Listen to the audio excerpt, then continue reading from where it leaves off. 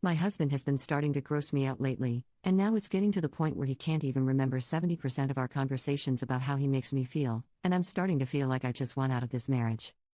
I, 40F, and my husband, 40M, have been together since high school. We have built a financially stable and respectful relationship. He is a great father and role model to our young children. He does equal share around the house, laundry, cooking, parenting, etc. Over the past 3 to 5 years, I'm continuously finding him less and less attractive. We've been to counseling together over this. And we've had many peaceful conversations, but nothing seems to improve from my perspective. I'm going to list a few examples, and before Reddit jumps on me saying these things are stupid, please understand we've been together for a long time, and all the little things eventually snowball into big things. He forgets about 70% of our conversations. I'm having to give him reminder receipts on everything we've talked about. He snores while awake, literally. His face and hair smell so bad, to me, anyways. I'm pretty sure it's just his bodily oils. When he wants attention, he gets really immature and starts talking in a baby voice. He leaves boogers and skin flakes and slash around the sink. I could go on with more examples, but let's not keep you here forever. We have talked about every single one of these things, and more. If there could be a medical issue, he's been to a doctor. Everything is fixable, but it's not being fixed. I know I'm not perfect. But these things seem to irritate me to my core. I feel like screaming at the top of my lungs, bashing my head through a wall. That's dramatic, but I feel desperate. This cannot be the rest of my life. How do I get over this?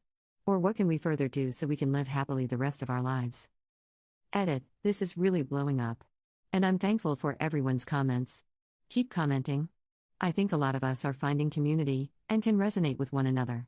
Even in the disagreements, there's quite a bit of valuable information.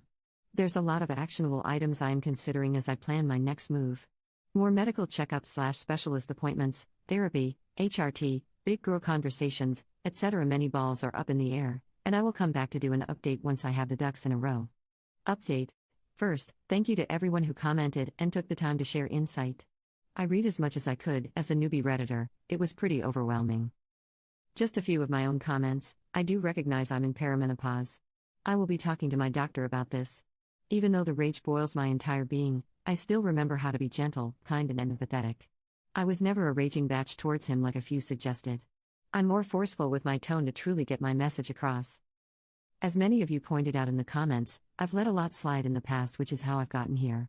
So perimenopause rage is actually emboldening me to be more assertive. My annoyance is amplified, but his behavior is still unacceptable. He doesn't have ADHD, that's actually me, lol. Unless mine is so bad, he looks neurotypical, lol. He has gained weight over the past few years.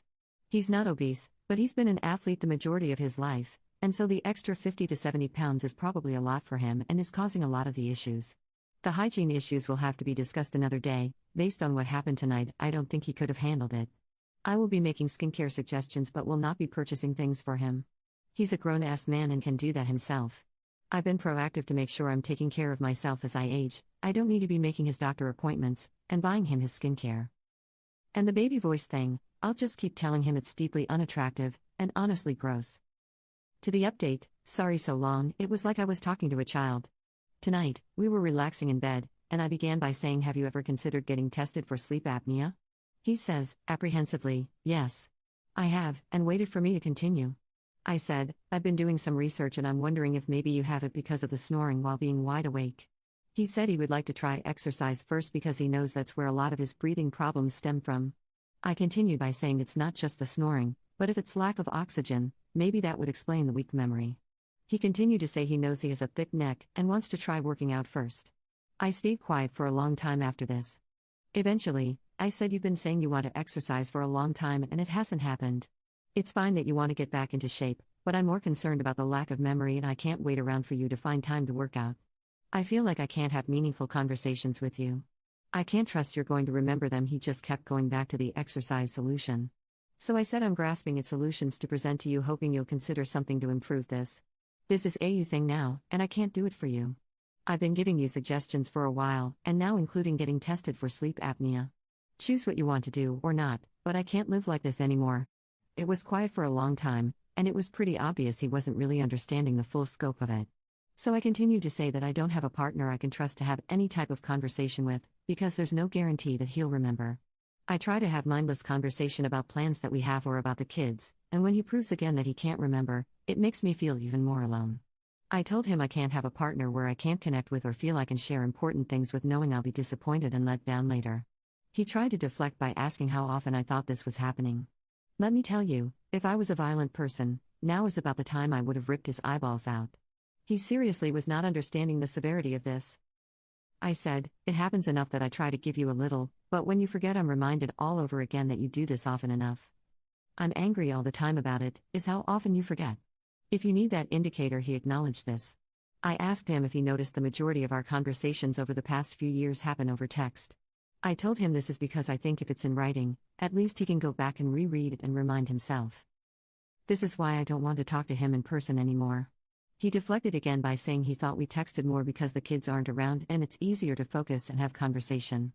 He thought I wasn't talking to him in person because I'd rather be on my phone or reading.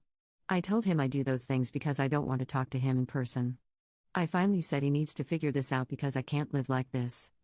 It's lonely and isolating. I can't talk about anything from silly, meaningless things to more serious issues. I need a partner who's stepping up for me and wants to have an integrated life. When I feel disconnected from him, it seeps into every other aspect of our relationship, and there's no connection happening anywhere because of this.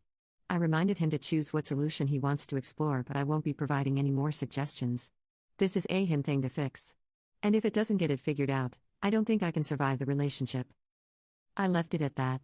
He rolled over and didn't say anything. So, I guess, the decision is on him now. I hope my message was clear. I don't know if he'll actually pursue anything, but I know if nothing changes I am done with this marriage. I didn't truly feel how lonely I am until I was trying to express that to him tonight.